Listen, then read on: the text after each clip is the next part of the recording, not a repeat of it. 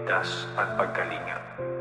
Ingatan po sana ninyo ang bawat miyembro ng aming pamilya at ilayo kami sa lahat ng uri ng kasalanan, karamdaman, mga aksidente at mga sakuna.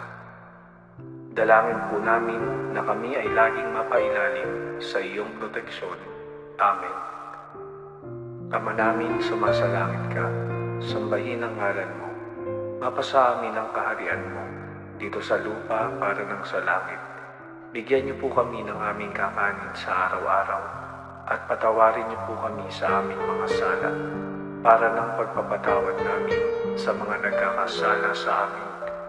At huwag niyo po sana kaming ipahintulot sa tukso, at ipag-adya niyo po kami sa lahat ng masama. Amen. Sa ngalan ng Ama, at ng Anak, at ng Espiritu Santo. Amen.